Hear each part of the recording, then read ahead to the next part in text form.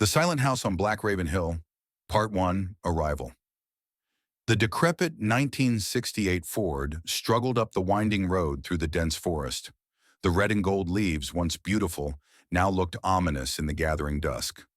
Elizabeth, a young paranormal investigator, gripped the steering wheel, trying to ignore the eerie sounds coming from the forest. Wolves, owls, or something else. Her destination? Black Raven Hill House. An estate shrouded in legend and rumors of tragedy, ghosts, and unspeakable evil.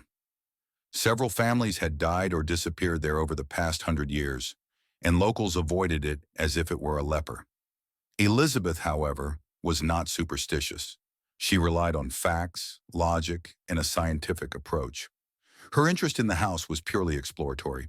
She wanted to understand what was behind all the stories, to disprove or perhaps find some evidence of paranormal activity. After a few hours of bumpy driving, the forest suddenly parted, and there it was, the house on Black Raven Hill. The building was huge, gloomy, and abandoned. Its dark silhouettes loomed menacingly against the crimson sky. Peeling paint, broken windows, a slanted roof, all testified to years of neglect. Elizabeth pulled into the grassy driveway and turned off the engine. The silence was so complete and oppressive that it rang in her ears. She got out of the car, looking around. The building weighed heavily, like a living thing watching her. The air was thick with the smell of damp, rot, and something else. Something subtle but unpleasant, a pungent note that made her uneasy. Elizabeth pulled her things out of the trunk, a backpack with equipment, a sleeping bag, food, and a flashlight. She dialed the local sheriff's office to report her arrival, as she had promised. The connection was poor, but she managed to leave a brief message. It looks like no one is here, she thought, as she approached the main entrance. The door was half open, as if inviting her in. Part 2, Whispers of the Past. Elizabeth carefully pushed the door, and it creaked open, revealing a dark and dusty hallway. The smell of damp and rot became even stronger. She turned on the flashlight, and the beam of light slid across the walls covered in peeling wallpaper and cobwebs. There was old furniture in the hall, covered with white sheets. Elizabeth threw one of them off, revealing a carved wooden table. She ran her hand over the dusty surface and thought she heard a soft whisper. "Go away," flashed through her mind. Elizabeth shook the thought away. "It's just my imagination," she thought, trying to calm herself. She began to look around the house, room by room. Each was in worse condition than the last. The living room was littered with broken furniture, the dining room with broken dishes, and the library had books scattered across the floor, as if they had been searched for in a hurry. In one of the rooms, she found a nursery. There was an old cradle there, next to which lay a broken doll. Elizabeth felt a sudden wave of sadness. She felt sorry for the child who had once lived here. Suddenly, she heard a soft laugh. It was coming from deep within the house, as if something was hiding and mocking her. Elizabeth froze, holding the flashlight at the ready. "Who's there?" she called out, but there was only silence in response. She moved cautiously toward the sound, passing through dark hallways and rooms. With each step, she felt more and more uneasy.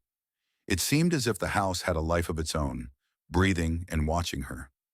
Finally, she reached the basement. The entrance was blocked by rubble, but she managed to get inside. The basement was damp and cold. The air was filled with the smell of mold and earth. In the center of the basement stood an old boiler. Its rusty pipes stretched toward the ceiling like tentacles. Elizabeth came closer and saw that some symbols were scratched into the boiler. She could not make them out, but she felt that they emitted some kind of ominous energy. Suddenly, the light from the flashlight flickered and went out. Elizabeth panicked. She tried to turn it on again, but to no avail. She was left in complete darkness, in a damp and cold basement, in the company of ominous symbols and unknown forces. Part 3, Reality Distortion. Fear gripped her body. She tried to calm down, breathing deeply. "The main thing is not to panic," she repeated to herself. She tried to find a way out of the basement, but in the darkness, everything seemed the same. She wandered through narrow corridors, tripping over debris and feeling the cold walls touch her skin. Suddenly, she heard footsteps. They came from far away, but they were getting closer with each passing second. Elizabeth froze, holding her breath. The footsteps became louder and louder until it seemed like someone was running straight towards her. She tried to retreat but tripped and fell. At that moment, someone grabbed her hand, a cold, bony hand, as if it belonged to a dead person. Elizabeth screamed and tried to break free, but the grip was too strong. She felt oval, as if she was being pulled somewhere. She resisted with all her might, but she was powerless. She was dragged along the cold floor, past walls covered in mold and dirt. Finally, she was dragged to a door. It was opened, and Elizabeth was pulled inside. When the door slammed shut, she heard the click of a lock. It was locked. She turned on her spare flashlight and looked around. She was in a small room filled with old things. There were trunks, boxes, and broken furniture. On the walls hung portraits of people whose faces were distorted by a grimace of horror. In the center of the room stood an old mannequin in a wedding dress. His face was covered with a veil, and in his hand he held a bouquet of wilted flowers. Elizabeth felt like she was going crazy. She seemed to be in some kind of nightmare. Suddenly, the mannequin began to move. He slowly turned his head towards her, and from under the veil came a soft whisper. "You're next." Part 4. The Secret of the Ravenwood Family. Elizabeth screamed and recoiled from the mannequin. She knew it was impossible, that it was just a hallucination caused by fear and fatigue. But in this house, nothing could be trusted. She tried to open the door, but it was locked from the outside. She began to beat on the door, screaming and calling for help, but no one answered. She realized that she needed to calm down and think. She remembered everything she knew about the house on Black Raven Hill. The house was built in the late 19th century by the Ravenwood family. The family was rich and influential, but they were haunted by evil fate. One after another, family members died under strange circumstances. The first to die was the wife of the head of the family, Isabel Ravenwood. She was found dead in her bedroom, smiling and with a broken neck. It was believed that she fell down the stairs, but locals said that a ghost killed her. Then the children died. One drowned in the lake, another fell from a horse, and the third fell ill with an unknown disease. The head of the family, Charles Ravenwood, went mad with grief. He locked himself in the house and stopped going outside. A few years later, he was found dead in the basement. They said that he committed suicide, but no one saw his body. After the death of Charles Ravenwood, the house was empty for many years. They tried to sell it several times, but no one wanted to buy it. People were afraid of the Ravenwood curse. Elizabeth suddenly realized what attracted her to this house. She did not just want to investigate paranormal phenomena. She wanted to solve the mystery of the Ravenwood family, to find out what really happened in this house. She went to the chests and began to open them. Inside were old things: clothes, letters, photographs. She sorted through them, trying to find at least some clue. In one of the chests, she found an old diary. It was written by Isabel Ravenwood. Elizabeth began to read it. In the diary, Isabel talked about her life in the house on Black Raven Hill.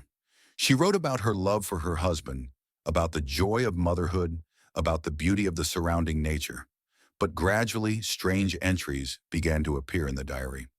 Isabel complained of nightmares, about the voices she heard in the house, about a feeling of constant fear.